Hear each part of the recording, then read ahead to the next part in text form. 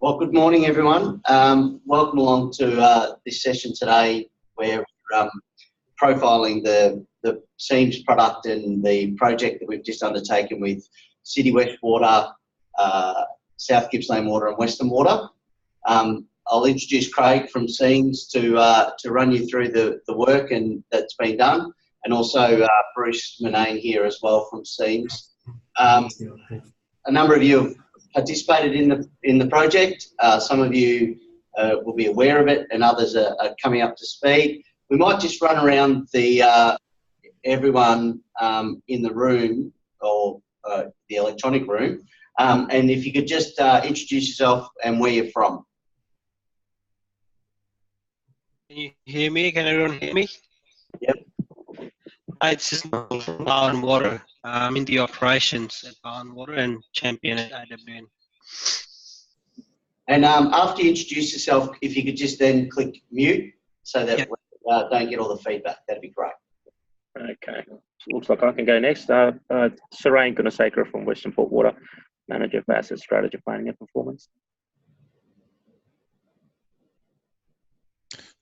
Dan Van Riel from Golden Valley Water and Asset Management.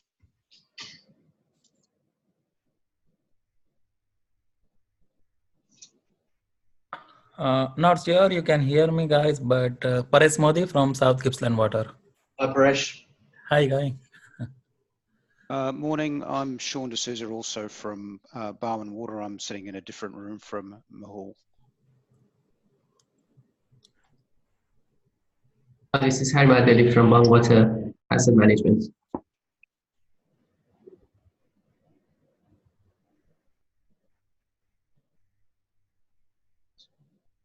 Righto. So if that's it, we'll. I'm Bruce Manane. I'm the SEAMS Australian Manager. And hello, I'm Craig Gohan. I'm a Principal Consultant at SEAMS.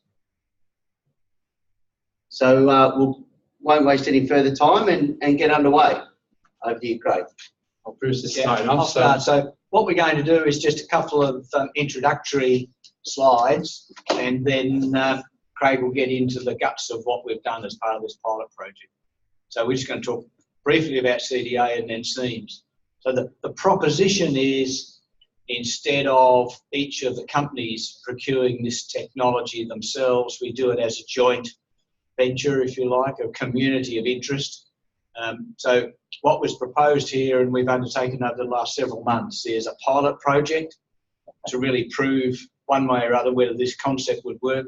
The participating companies were Western Water, City West Water and South Gippsland Water, deliberately chosen as medium, large and small to get a sense of what would happen if we applied it across all of the Victorian water companies.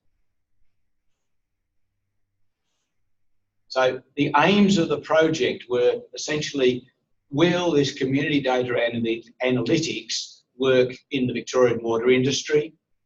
And to do that, we took one asset class, in this case, underground sewer pipes. We used the existing data from the three companies to construct a 20-year plan for the investments required by each of those three companies. And there's a number of parameters we can use to determine this. Do we want to retain service levels? Do we want to improve, etc., which will become more obvious as we progress through it. From there, we developed what we call a tactical or a delivery level plan. So the high-level 20-year plan aggregates assets into cohorts, into pipes of similar date, age of construction and characteristics. And then once we've agreed on that high-level plan, then we work down into an individual asset level plan. We've used the existing data, and essentially we've completed that work. We'll write a report over the next week or three and describe the experience and what we've done, and also try and identify what additional things would be needed to make community data analytics work. So the project was in several phases. The initial phase is really just get ourselves organised. Then the really guts of it was gather the data from the three organisations, analyse it, develop some models, and then run a series of scenarios to optimise the performance or cost or whatever parameters we wish, and then do that at a 20-year level, and then we drive down to a 5-year level for the so-called delivery or tactical model. Just for your interest, if you haven't heard of SEAMS before, so the company's been around since 2002, came out of the UK, out of research. The genesis of it was that Severn Trent Water was the poorest performing water company in the UK, and they looked to a couple of the academic or the universities in Sheffield for assistance. A fellow called Mark Engelhardt, originally from Adelaide, was doing postgraduate work there, and from that has grown this company called SEAMS. So the E in SEAMS is actually E for Engelhardt. As you do when you're setting up a company, you put something to do with yourself in it. So essentially the company's now got most of the large water companies and other in the UK, so people like Yorkshire Water, Severn Trent, Northumbrian, etc. Some companies in Western Europe, but also because you're modelling long-term assets, you can see there people like London Underground, Bay Area Rapid Transit, San Francisco. So rail networks are able to be modelled and analysed here, as well as electricity networks. The electricity industry in the UK is a little behind the water industry, largely driven by the difference in approach by Ofgem, the electricity regulator, versus Ofwat. In Australia, we've done some work for Icon Water and QUU, you'll see sitting in there in the middle, and essentially over the last 2 years spoken to most of the water companies and electricity distributors in Australia. If we move on, we're now going to pass over to Craig, who's going to take you, given there's no questions, pass over to Craig, who's going to take you through the actual work and some of the results and analysis we undertook. All right, hello. So first of all, I'm just going to talk about what is analytics and break it down into 4 different areas. So first of all, we have descriptive analytics. So this is what happened historically. So a good example here could be how many blockage events did I have over the last 3 years, and summarize them into a count. Next level could be, well, why did they happen? Why did I have those blockage events? Was it tree roots? Was it silt? And so forth. And the next 2 elements of what this work enables people to do, really, is next, once I know how many events I've had, so how many blockage events I've had over time, can I use that data linked to my assets to predict how many events I will have in the future? I'm going to show an example of this later today. And lastly, once you have an idea of a prediction, so how many events that could occur over time, the next question is, well, what should we do about it? Now I know how many events I'm going to have over time. What does that mean for me? How many assets do I need to replace, repair, realign, clean, and so on? That's where we use prescriptive analytics, using optimization in order to ask these questions to see what is the effect on service or money. This is done using 2 model paradigms, pardon me, a strategic model and a tactical model. So at the strategic model level, that is where we're taking the business strategy, understanding previous successes and failures, understanding all the different types of data in terms of condition and risk, put this into a strategic model to be able to ask questions over a 20-year period. So here we're asking questions that lead to a business plan, really, a business plan submission. And here there could be multiple scenarios which would range from levels of service, so maintain collapses, maintain blockages, or it could be things like I only have a certain amount of money, just what is the benefit that I get. The whole purpose of the strategic sense is a business plan over a long period of time. Following the business plan, next is, well, now that I have a plan set in place that the regulator and my board is happy with, what do I do? Which assets do I select over a shorter period of time, which is where the tactical model comes in, which is a model very similar to the strategic, but it's more at an asset level. So at this point, we're picking individual assets for interventions such as realign or cleaning in order to produce a program of work that can be sent out into the world to be delivered. So, pardon me, I'm just going to give a brief model overview in terms of how the model works, different concepts, and some of the artifacts that have been created as part of the CDA process. So, asset models tend to look at these 4 areas. Bruce mentioned earlier about how we model different types of assets from electricity to rail. A lot of models all follow this same concept, that there are assets, which in this case, for the trial, they were gravity zero assets. They perform, they incur costs, and you can do interventions such as cleansing and replacement or reline in order to have a positive effect on the network. And we use optimization in order to ask questions of this model. So the assets, in this case, they were gravity sewer assets. And for each participant within the CDA process, we did some analysis on all the data they provided, such as the assets. And I have a quick example here of one of the outputs from that.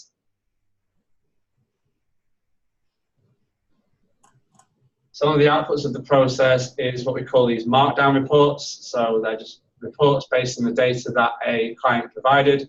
This is an example of the report for City West Water, where it goes into high-level detail in terms of what data was provided, what did we use, and then some descriptions about where the data is, and other good stuff such as what is the distribution of diameter, material, year laid, and what processing was done on the data involving realigning and so forth, to get an idea of what is the distribution of the data that we're going to use in the model. And one of these reports was provided for each data item provided by each participant, so such as the failure data, consequence data, and CCTV. The main purpose here is to get a good feeling of what is the quality, what is the distribution of the data that we're going to use. Next, within the model, there is different performance models. So you can see there's 6 types of performance: condition grade, collapses, blockages, which were all handled by a community approach.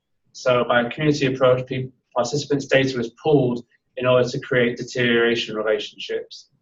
The items highlighted in purple, which was consequence, such as spills, in terms of internal, external, and EPA, and risk, was more based on the client's individual data. So I'm just going to show an example of the community approach of doing blockage analysis. Again, this is also a report that has been provided to all the participants. Jump right up, let's jump right to the top. So the person's report is to go into a lot of detail as to how the model works. So for each participant, we did analysis based on diameter and how likely are different pipes to fail based on their diameter. And you can see here there's different distributions based on the type of material that you are for each participant. We also looked at trees and decided not to use the layer that we had provided, but there's still some analysis there in terms of how likely you are to fail if you're close to a tree. And lastly, there is analysis based on age. So here's where we grouped all the participants' data together in order to get some age relationships which show how a pipe deteriorates over time. We did this by creating scatter plots based on all the individual years provided by each individual participant. So that in total is roughly 60 individual years of data, which creates some intriguing results with old concrete that it got better over time. But in other cases with concrete young, it increased over time. So the purpose here is to plot all the scatter for all the participants. As you can see here, for all different types of materials, and then use a machine learning technique called random forest in order to what is the best grouping of that scatter in order to provide a deterioration relationship over time. So how can we best use all the participants' individual years data in order to produce a deterioration relationship that we can use in the model? Just to interrupt Craig there, I think this is a really important part of this community approach, as we'll see later, particularly for the smaller authorities. We don't have as much data as the others. There's a much stronger relationship created by the pooling of the data. We'll see an example of that to demonstrate that in a few minutes. So the modeling technique groups the data into a deterioration relationship. In this case, concrete old goes down because that's something that we've discussed with City West Water as to why that happens. It's quite an interesting anomaly. But quite a few of the relationships tend to show what you'd expect, that as an asset ages, it deteriorates. So this is a pooling of all the different participants' data. So the horizontal axis is age, and the vertical axis is a measure of deterioration. Yeah, thank you, Riz. I should have mentioned that at the start, so apologies for that. So you can see the main materials such as plastic. Plastic is the replacement material for quite a few, for all the participants. So plastic generally in the first 20 years of its life is fairly stable, then starts to deteriorate. But we should just pause on that one as well. In terms of the plastic, you can see obviously because plastic is relatively young, there isn't a lot of data for older plastic. Mm-hmm. So you can see it really become a little bit sparse once you get past the nearly 20 years of age. This is quite interesting actually. We discussed with quite a few of the participants about the concepts of here plastic, this is all plastic. So plastic in theory has two types. New, as in stuff brand new the whole pipe is plastic, but also pipes, older pipes that have been realigned as plastic. And one of the things that's been discussed is possibly splitting this age deterioration relationship into those two types and seeing what is the effects. The theory would be that there should be a difference. Lastly, I just want to highlight the different clay pipes. They're also split into two types of the really old pipes and also the ones that are younger. So here we can see over time, clay pipes that are below 60 years of age increase in deterioration, then level off when they get to about 50, 60 years old. So one of the tests of how well did this methodology do in terms of predicting the data is some graphs down here, which shows when we apply these predictive relationships to each participant, how well did it do in terms of predicting the base data set? So how well did it do in predicting each company's data?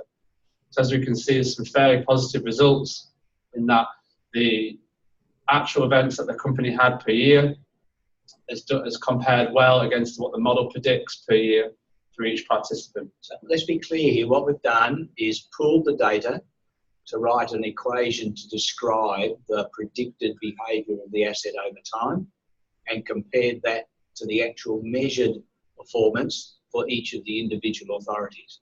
So the argument is the difference between the two is a measure of how accurate the model is in terms of predicting the performance of the asset. Exactly correct.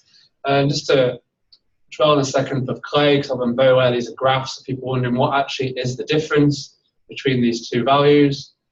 The table further down here, so we can see the picked over actual for City West Water. So it's 1% out in terms of City West Water. South Gippsland, 4% out, and Western Water, it was 8% out, which is good. And considering we pulled everybody's data together, that's quite a good result. So there is also reports provided for the different other elements such as collapses and condition grade, which there's also a similar methodology applied of pulling everybody's data together in order to create predictive relationships for those elements. If anyone's got a question about this, now's probably a good time while it's a little fresher. If anyone, there's a lot of maths going in here and a lot of analysis, but a good time to query. Yeah, hi gents, it's Sean D'Souza here from Barwon Water.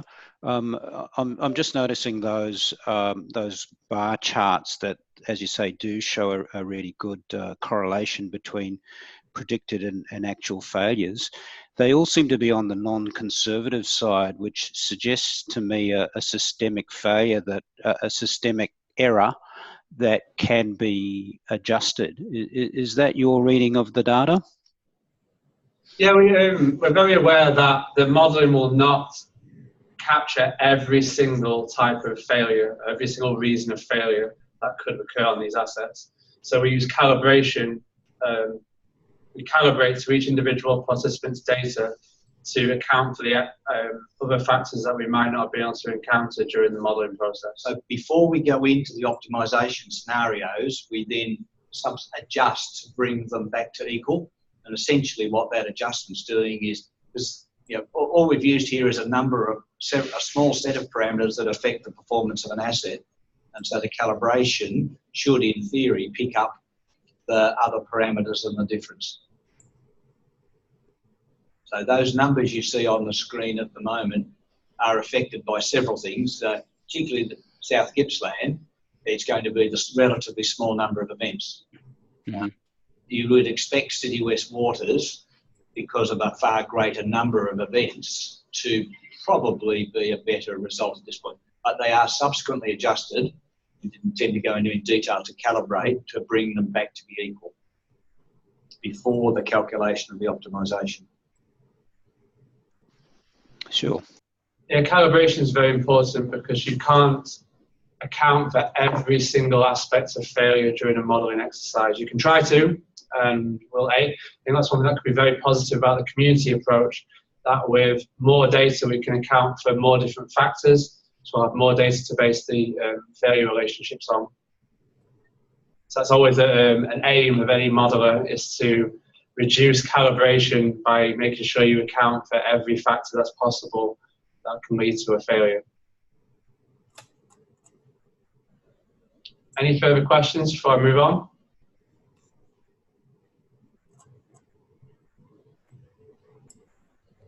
Okay. So we have some assets, they perform, so they predict numbers over time. We account for different costs, which are provided by each participant. So the purpose of this is so we can start to estimate what is the whole life cost of looking after an asset if I don't do any work.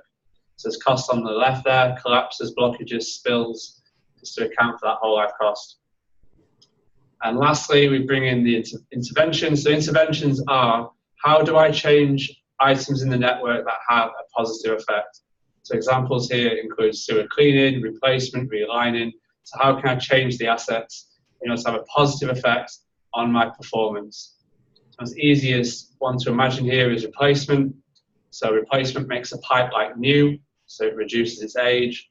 It also, with these participants, turns the pipe into PVC, which also has an extra positive effect because PVC pipes fail less than their clay and concrete counterparts. So lastly, now we have a model. We start to think, well, what sort of questions can we ask of this model? And we achieve this using optimization. And some examples there in terms of types of questions that people ask. So we meet some sort of high-level targets, such as blockages at the company level. There could be targets by suburb or area, spend caps, or improved targets. Depends on what someone is interested in, really, in terms of what they want to achieve. So lastly, I'm just going to quickly show a dashboard, which is the outputs, which is what each participant have access to. Okay, so the dashboard here represents what are the outputs of the optimization. I'm also let's move this out of the way. There we go. Okay, so it's going to start with the no proactive investment. So what this means here is on the right-hand side, we have the number of blockages over time. So you can see here each time period is a 5-year period, starting 2019, 2024, and so forth. And the blockages are increasing over time because we are doing no proactive work. On the left-hand side here, let's try and move this out of the way as well. Okay, on the left-hand side here, we have the TOTEX, which also is increasing over time because I'm incurring reactive costs of my network performance increasing. So I'm just going to talk through a couple of scenarios. So one example scenario is maintain collapse and blockages for the minimum cost. So here, the model is being set a problem of what assets do I have to replace and cleanse in order to meet the target you have set out, which in this case is not let blockages go above the starting level. And it achieves this by spending different amounts of investment in replacement, but also CCTV and cleansing in order to meet the targets that are being set. So here we can see blockages is flat over time. We can also see collapse is also flat over time. We could look at the other elements that are in the model as well, such as spills and risk and so forth. Further scenarios could be, what if I want to cap my investment? So if I cap my investment at a certain amount, if I turn on the just proactive costs, if I cap my investment at a certain level, which in this case is up here on the cost on the left, what benefit do I get for capping that investment? So you can see here there's an improvement in blockages, but then it starts to rise in subsequent time steps because we're spending more money in the early 10, 15 years. But then looking at the maintain scenario, more money is required after 20 years or so in order to meet that maintain target, which we can see here, blockages starts to increase over time. So that is a strategic level, a company level. We can also, the last thing I'm going to show the dashboard is a teeny bit more detail about how we can dive into these results to see, well, where did it spend its money? So I'm just going to focus on the cap current scenario. We can dive into one more next level of detail and start to see, out of all these different district areas, where did it spend its cash? So just focusing on blockages and looking at it in terms of the blockages per 100 kilometers per year, we can start to see,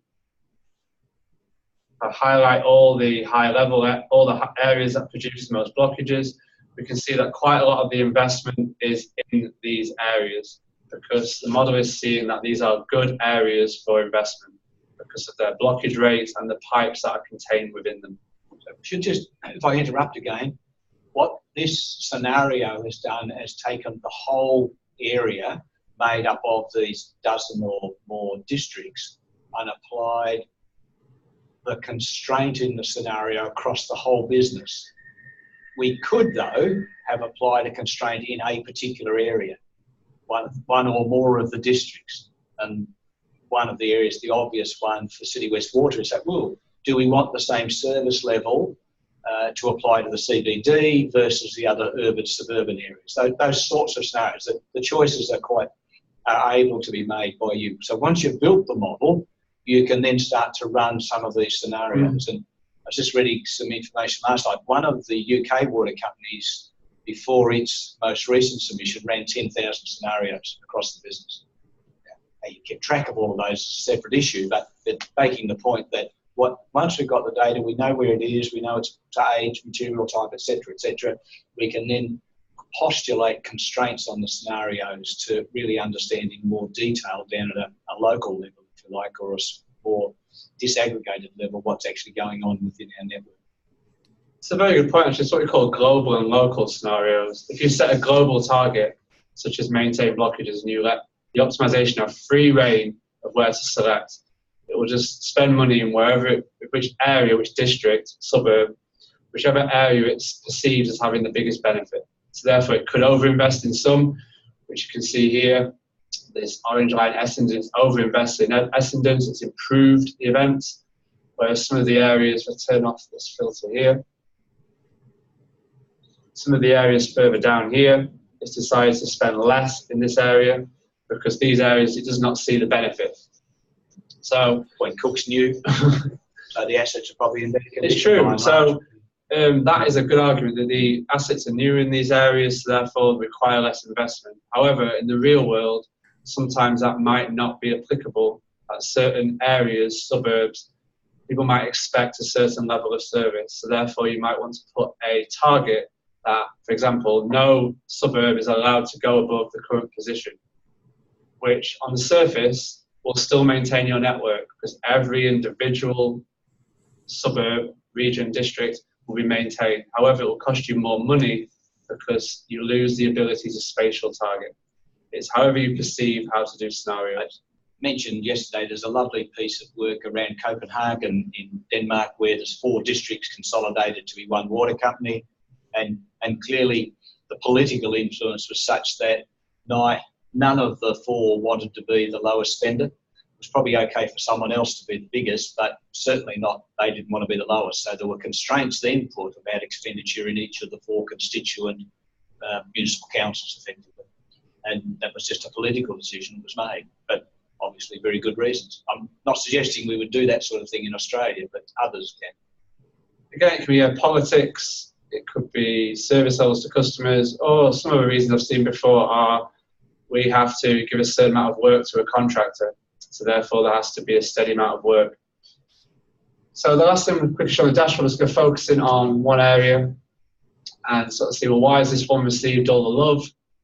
And we can see that in two ways. We can look at the asset summary, and we can see this area has a lot of concrete pipe and a lot of clay pipe that's generally quite old. So that's one of the reasons it's been selected based on the modelling relationships I showed earlier. I'm also going to quickly show how we can view this on a map. So if we look at cleansing, so we can also get an idea about, well, what actual assets is the model suggested in terms of on a map level. So we can see here there's different cohorts that have been highlighted, which are potential assets for cleansing and CCTV. So the main point I want to get across here is you can look at results at a very, very high level, at company level. You can hop down to district. You can look at why those districts have been selected. You can also get an idea about where the assets are that have been selected by the optimization. Any questions?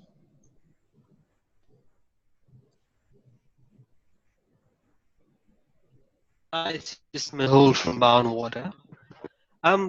Is this model live model, or is this one of you enter the data and run the model? Is the model live? The model is a snapshot of each participant's data at a certain point. Okay. So the participant provided all the data that's required, so assets, performance, costs, and so on. Then the model was run at a certain point, so therefore it's a snapshot. It could be live if you want to run it more often, but generally people see it as a snapshot. At this point in time, I want to plan for the next 20 years or the next 5 years and so forth. It's live in the sense of it's real data, so these are real results. Equally, the discussion we've had over the last several days is there's a number of assumptions that have gone behind the decisions that have been made, and I think each of the participants would probably say they would like to rework the data and the modelling based on a better understanding of what those assumptions do. For example, Craig talked about old and young data. So yep. City West is the only one with data from earlier than 1960. And so there's some data splits and there's some gaps in the data around that time. So some of the data has been split around that time to be old, meaning installed more earlier than 1960 versus that installed afterwards. And there's some work to do around some of those data assumptions. In addition, there's some assets which are always cleaned each year. So stuff into the MCG, for example, and we haven't taken account of some of those activities in the scenario modelling.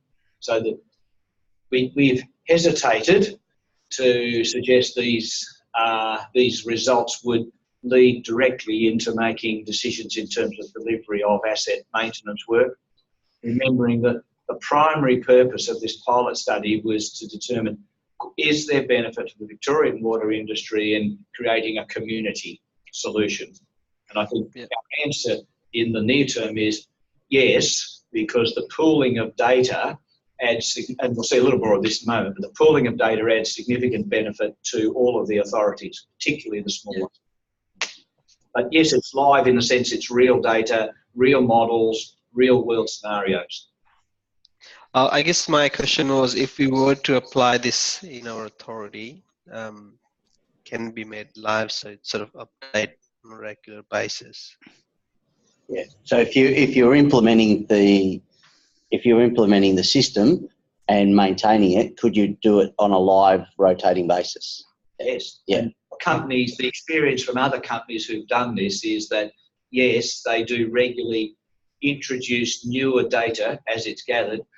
It's not something like a SCADA system you do in real time. It's something you probably run on a 3 to 6 month cycle as you're reviewing what your work is going. And certainly there's a big effort then put, if we use the UK water companies as an example, because they've got a similar 5-year regulatory cycle, they then do a major piece of work each 5 years in terms of their submissions around their asset management plans to Ofwat, the UK regulator. But yes, and then you would progressively update based on new data as it's introduced into the system, because that will improve the accuracy of the modelling. Yeah. Also, is it true for the major mines, like bigger mines as well, or just limited to retic sewer? I think we can model any asset. As part of the pilot, we've chosen gravity sewers. And the actual software itself, I hop back to one of the slides, this slide here. We do use exactly the same software to model clean water pipes, pumping stations, treatment works, and so forth, because they all follow a very, very similar paradigm. It's just the words are different. So clean water assets, for example, obviously clean pipes have materials and diameters, and the age is very similar to sewer pipes, but their performance, they have bursts, interruptions. It's still the same concept. We can model the behavior of clean water pipes. There's costs that are incurred, such as costs for bursts and costs for interruptions. There's interventions that are also linked to clean pipes, such as relining and replacement. So it's still the same modeling paradigm, still the same tool, but different types of assets. The best example, I guess. I guess the major difference we're finding with the major sewer and the retic is the blockages. You normally don't have blockages in the major mains as much as you have in the retic. So I'm just interested to see how it works in terms of the likelihood analysis and how it can adjust for the bigger pipes compared to the smaller pipes. It's true. I think big pipes, trunk mains as they're called in the UK, are a challenge because frankly they don't fail very often, but their consequence is high if they do fail. That's right. Yep. Yeah. Generally, people follow a risk approach with those assets because risk is very important in order to quantify their failure. Again, they're low probability, high consequence. So there's a lot of similar sort of modeling methodology, but maybe more based on risk. Yep. Okay. So I think I might need to sort of get in touch with the people and get a bit more understanding on how actually it works. But yeah, I think I've got my answer for now. I mean, what I was just going to say before was that the best example I've got is London Underground, been using this technology for nearly 10 years.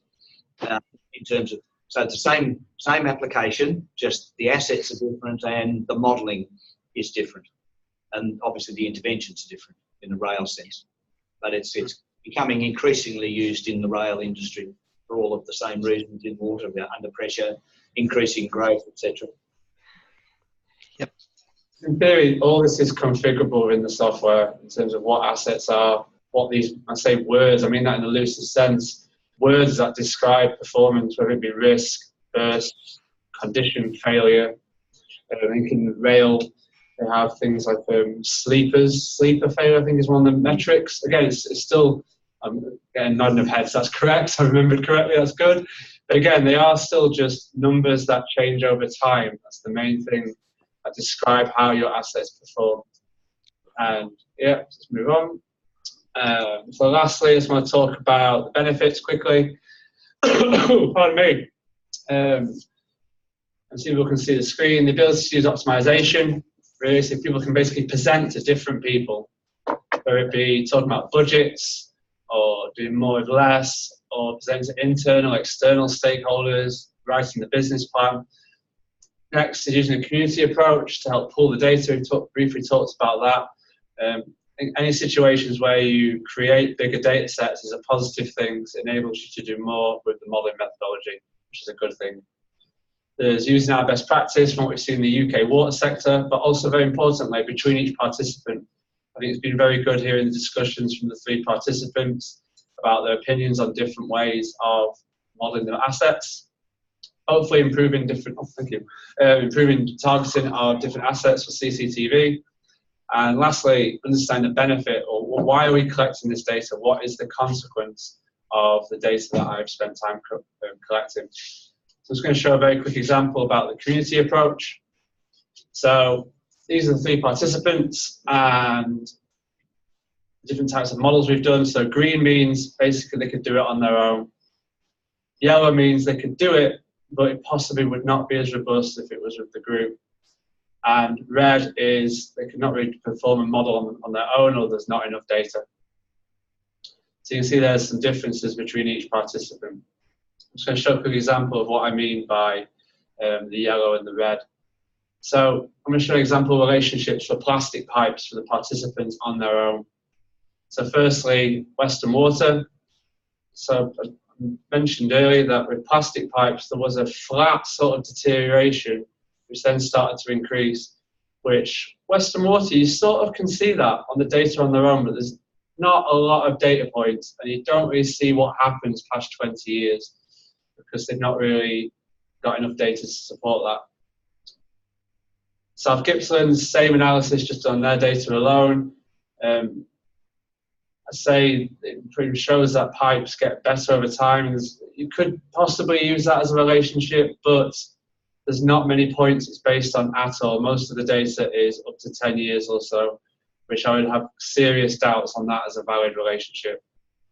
When all the data is grouped together, we see something that's a bit more believable in that pipes are relatively flat for the first 20 years of their life and then start to increase from there in terms of their deterioration relationship. So it's become really the wisdom of the crowds, pulling everybody's data together to get a better view on what the long-term deterioration rates are for each individual type of asset. And that is really my bit. And pass over to Bruce for the last bit. Yeah, so just contemplating what happens next. Obviously, we can say, yeah, there's been a really interesting exercise. Good, we'll produce a report and we'll provide it to Brett. He can distribute to each of the water authorities and say, yeah, that was really interesting, and we do nothing. Certainly the discussions during the course of this week have been with the three participants. There's potentially some additional work for those three participants in terms of reanalyzing from what we've learned about the data. The really big question is if we believe that there's actually significant benefit, and just for your interest, the figures available from other water companies, albeit, and one of whom's in Australia, is that on average the reduction in expenditure to maintain the same service levels is the order of 10 to 15%. So what it's saying is we're over-servicing a certain amount by about 10 or 15%. We can retain in the long term the delivery of service to the end customers but spend less money by better targeting. What we're showing here is that by creating this community, we do in fact get a better result, but it really would require a community of interest, for the sake of a term, whether it be called a user group or however, to enable the sharing of information. The extra thing is that don't try and eat the chocolate elephant in one go, eat it a bite at a time, do a progressive rollout. And the diagram on the right-hand side is actually Severn Trent Water. So they started 20 odd years ago, and they started with their water pipes.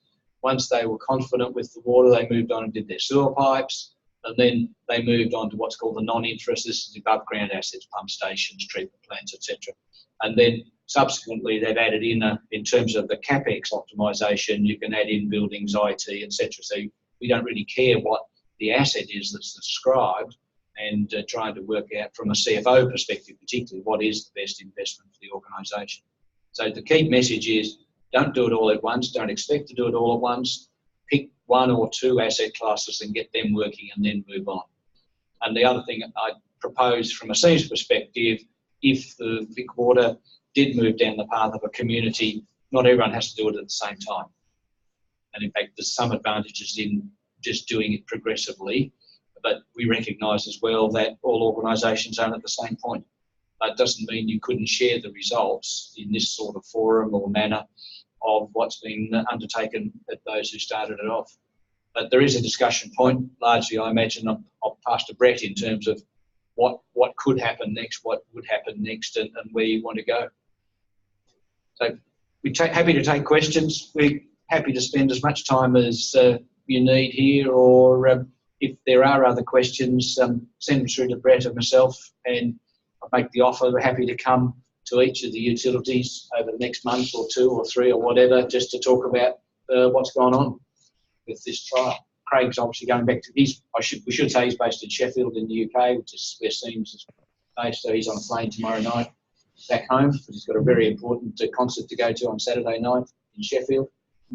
but he's certainly always available, and we often use Zoom, WebEx, Skype, if we want to go into some of the detail.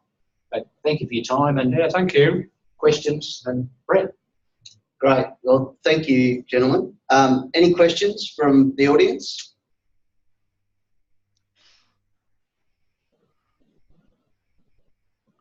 Are you all? Madeleine, from Bottled Water.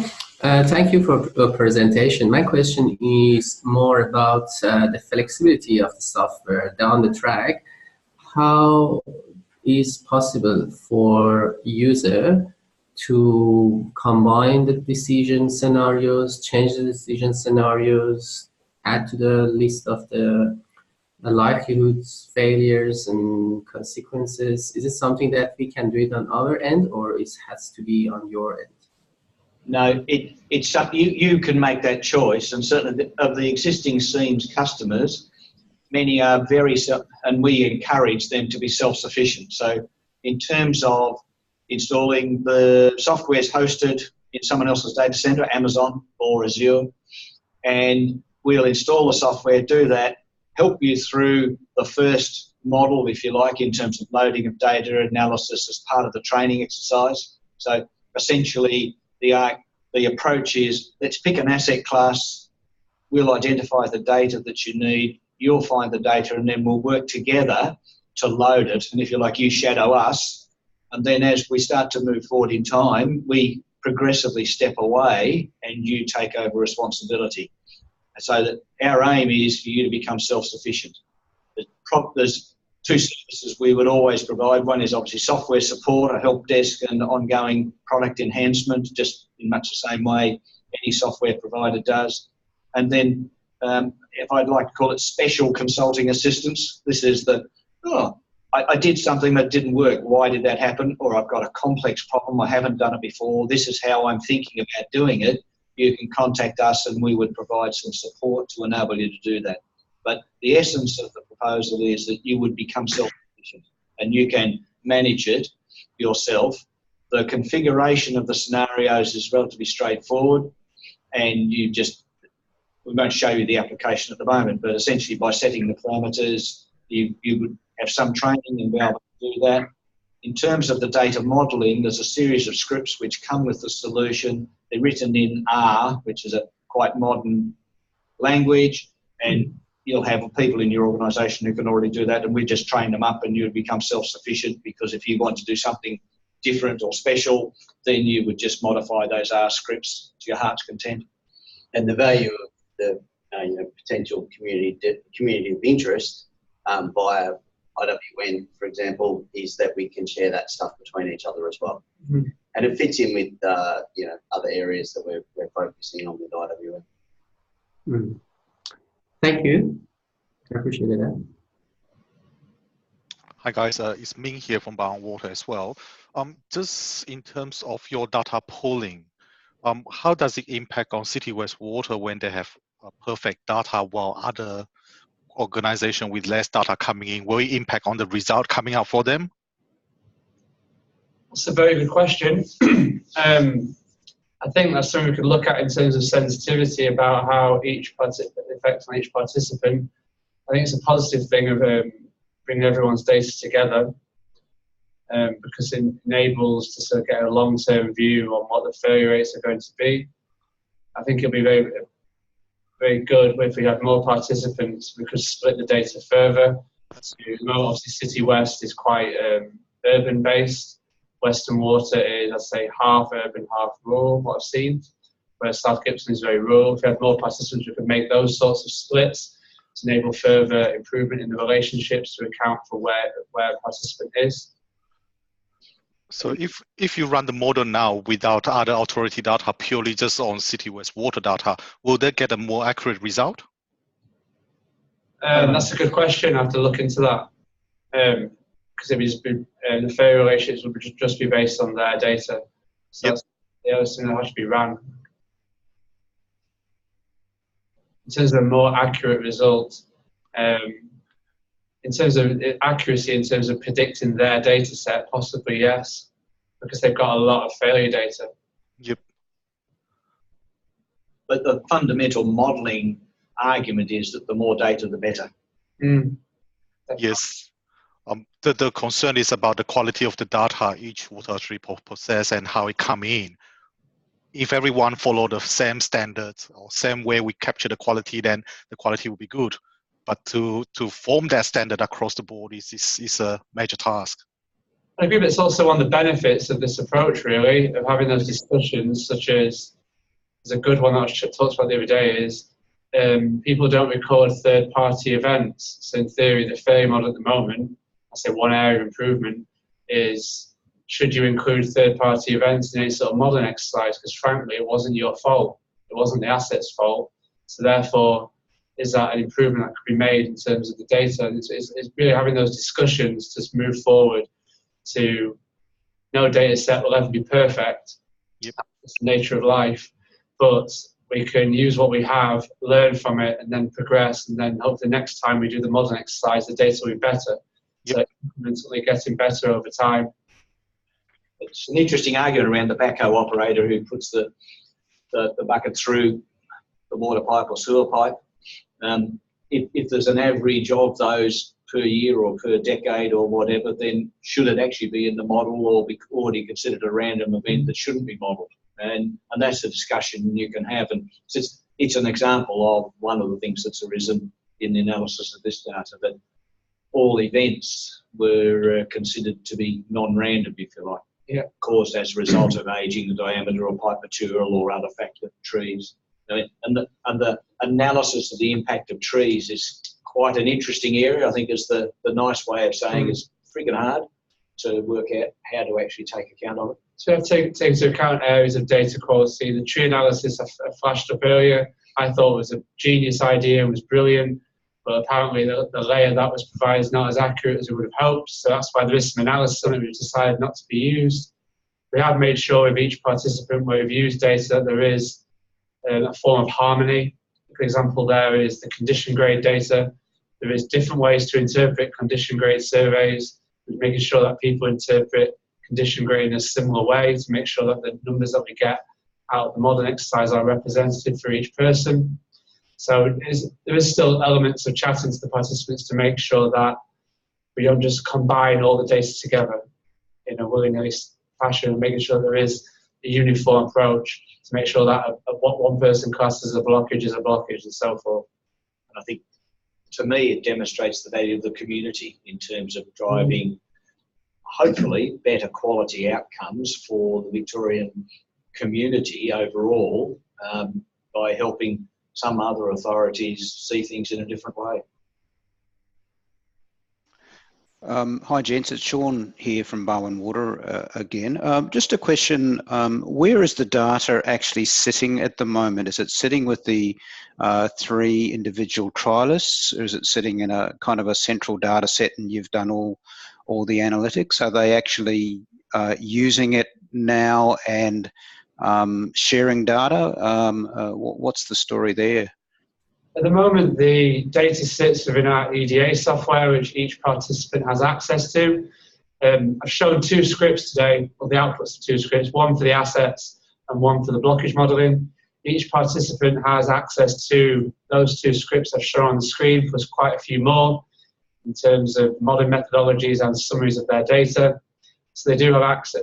That's something that was discussed quite early on, because within our software you can restrict access. So for example, City West Water could only see their data and so forth. Western Water can only see theirs. It was discussed quite early on that people were happy to share.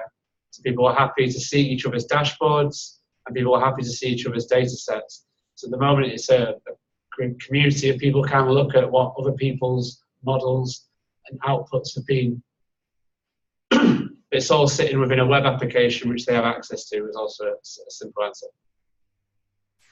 Right. So as a follow-up to that, are they continually updating their data sets? Not at the moment. We took a snapshot, well, they took a snapshot 3 or 4 months ago, and that's the data that's been analysed. There's been some questions and queries about some of it to clarify our interpretation of the data, but no, that in principle, there's no new data for the last few months been added to the original snapshot. Sure, thanks. It could be, but for the purpose of the trial, it wasn't needed. And the experience at other long-term operating customers is these systems, whether it's SEAMS technology or others, is a minimum 3 months, potentially 6 months update. There's lovely PowerPoint slides that show people doing real-time updates. So the crew's out in the field, they find the fault that's been reported, they're fixing it, or doing the planned work and identify some other problem with the asset. Should they fix it then? Is it the most cost-effective or simplest way for the organisation for them to do extra work at that time, or should it be deferred and done as a separate piece of work? And so companies are talking about doing that analysis in real time, but effectively it's not done that way at the moment. It probably will in come back 5 years' time. I mean, given we've got the 50-year anniversary of the moon landing, let's remember that the computing power on that space capsule was less than available on any of our phones today. So as the computing capacity increases, then the ability to do that in real or near real time while the fellows are still in the field will be available. Whether it's the right thing to do from a business is then a separate question.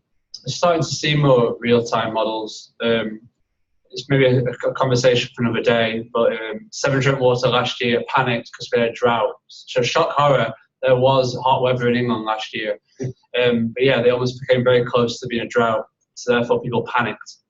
So the panic is, do I have enough water to deliver to my customers? I know where all my reservoirs are. I know what the water levels are. I know what the consumption is and all that good stuff. So I also know what the weather's going to be over the next few days. So at the moment, we're trying out a real-time dashboard with Severn Trent Water, which serves two purposes. One is to show them their current levels in each individual reservoir, which is awesome, so they can figure out, do I have enough water at this point in time? But it also makes a prediction based on recent consumption and water levels as to, am I going to have enough water in the next week in order to deliver to my customers? And that's something that I definitely can see evolving over time. At the moment, it's more of a descriptive, predictive dashboard to answer those two questions. Where am I now? Where am I possibly over the next few days? So as everyone's seen on their phones, weather forecasts are only accurate for the next few days. I do think there is definitely something there. As that evolves over time, the data improves to be able to ask questions of, well, now that I possibly know the next few days, what do I need to do about what actions can I take over the next few days if I have any problems? And that's seen a lot of early benefit in that concept.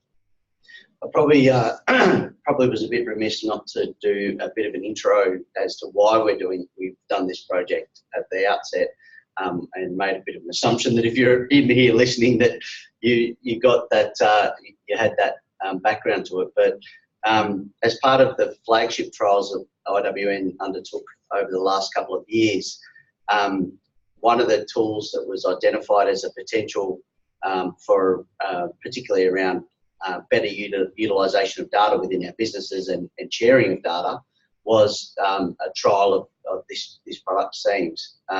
And from that, a number of parties were asked who was interested in participating. We ended up with South Gippsland, Western Water and City West as being keen, and through some co-investment by IWN with those businesses, we were able to undertake this trial and produce these outcomes.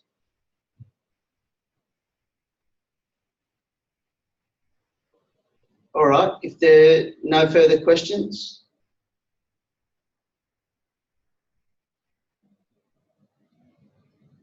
Well, thank you everyone for joining us. Certainly, as Bruce alluded to earlier, if you do have any questions that you come to you later, feel free to email those through to myself at brett.millington@iwn.org.au, or Michael Welk as the program lead. He's an apology for today. He's up enjoying the snow at the moment, so unfortunately couldn't join us. But Michael will continue to liaise, and also obviously the various participants from South Gippsland, City West and Western Water, I'm sure will be happy to share their learnings from that.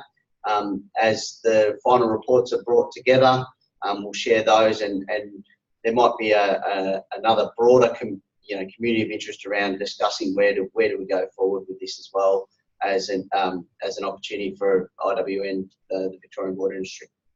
So thank you everyone, and we'll sign off. All right, thank you very much. Thanks very much. Thank you. Bye. Bye now. Thank you. Bye. Thank you.